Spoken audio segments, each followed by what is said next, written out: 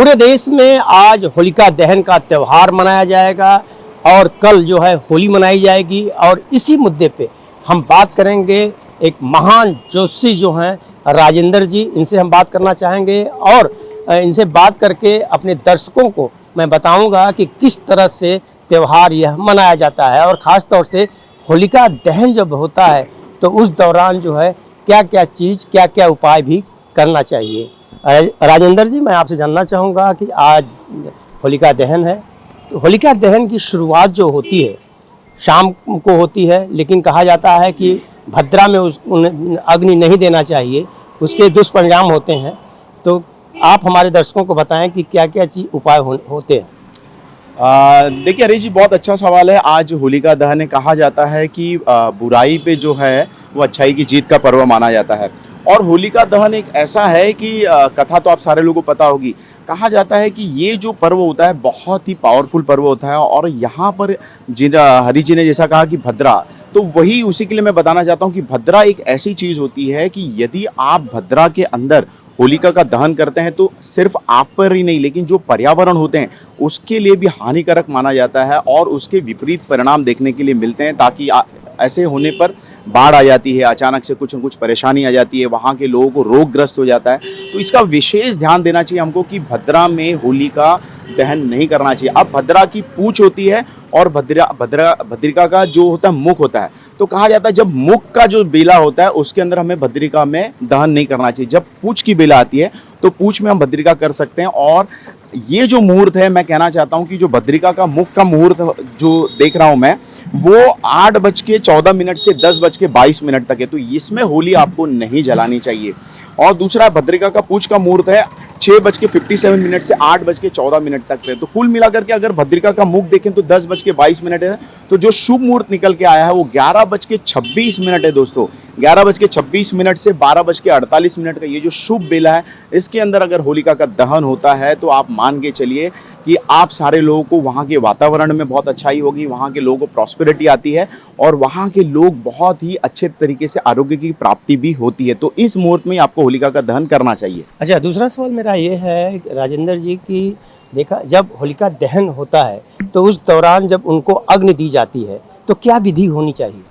जी देखिए, बहुत ही अच्छा क्वेश्चन है। होलिका के लिए घर की जो विशेष औरतें हैं, वहाँ के जो बच्चे होते हैं, पति होते हैं, वो सारे लोगों को मैं बता देना चाहता हूँ कि सारे लोग मिल करके आएँ, क्योंकि होलिका का पर्व जो होता है वो बहुत ही पावरफुल बेला होती है। और कहा जाता है कि इसमें पूर्ण रात्रि जागरण किया जाता है। तो उसके अंदर क्या करना चाहिए आपको, लोटे में एक जल भर करके उस होलिका दहन के आप 3 या 7 परिक्रमा करके वहाँ पर आपको आपके विशेष जो सप्त धान्य होते हैं उसको अर्पण करना चाहिए। आपको बताशे हैं वो अर्पण करना चाहिए, सुपारी अर्पण करनी चाहिए, पान का पत्ता आपको अर्पण करना चाहिए। और कहा जाता है कि लावा जो है वो लावा आपकी मनोकामनाएं बोल करके अगर आप अर्पण करते हैं तो मान के चलिए होलिका का बहुत आपको आशीर्वाद मिलता है और आप धन धान्य से परिपूर्ण हो जाते हैं। अपने घरों में मैं देखता हूँ कि उपटन से बच्चों को और हाथ पैर उसे मतलब कि लगाते हैं और उसे ले जाकर होलिका में अर्पण करते हैं।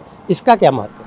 जी देखिए, क्या होता है कि होलिका का एक पर्व ऐसा है जो बहुत ही शक्तिशाली पर्व माना गया है और वो रात्रि का बड़ा विशेष महत्व है। और उसमें तांत्रिक लोग बहुत साधना करते हैं और वो साधना का पर्व कहा जाता है। एक साधक के लिए वो पर्व हमेशा वो ढूंढता रहता है।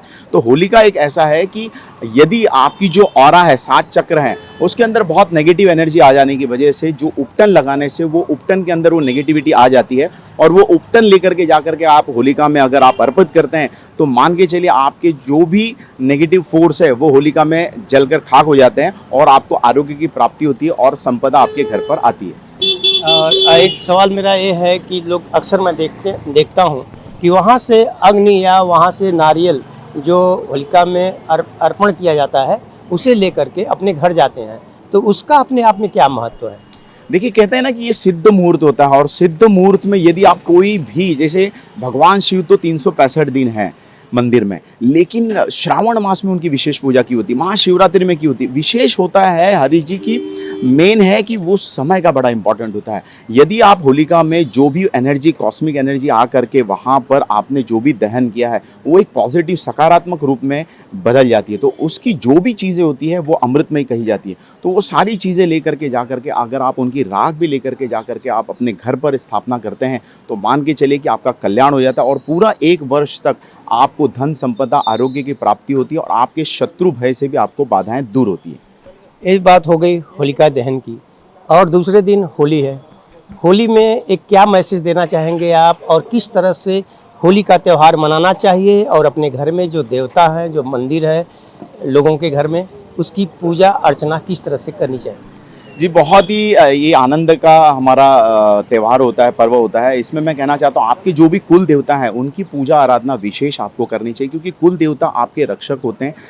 कई जन्म से वो आपके कुल की सेवा करते आए हैं, तो उनका विशेष आप ध्यान दीजिए, उनको भोग चढ़ाइए, उनकी पूजा अर्चना करनी चाहिए। यदि आपने कोई गुरु मंत्र लिया है, तो गुरु मंत्र का भी आपको जाप करना चाहिए, या फिर कोई आप देवी का या फिर आप कोई भगवान किसी भी विष्णु का, कृष्ण का आप कोई भी जाप करें तो आपको विशेष लाभ होती है। सबसे बड़ी बात है दोस्तों कि हमको पर्यावरण, देखिए पर्यावरण अगर हम जितना साफ सुथरा रखेंगे उतना ही हमें आनंद का लाभ होगा। तो मैं कहना चाहता हूं कि बहुत ख़राब तरीके के कलर भी बाज़ार में आ गए हैं, उससे आपको बचना चाहिए। बहुत ही शुद्ध कलर के, जैसे चंदन के, इससे पलाश के पुष्पों से, ऐसे कुछ चीज़ें लेकर के आप अपने को होली का खुद भी आप उसमें स्नान करिए और लोगों को भी स्नान करेंगे, तो मुझे लगता है कि वो एक ऑरा क्लेंजिंग भी हो जाता है और आपको कोई भी हार्म नहीं होता। और सबसे बड़ी बात है, पर्यावरण को भी दूषित हम नहीं करते हैं।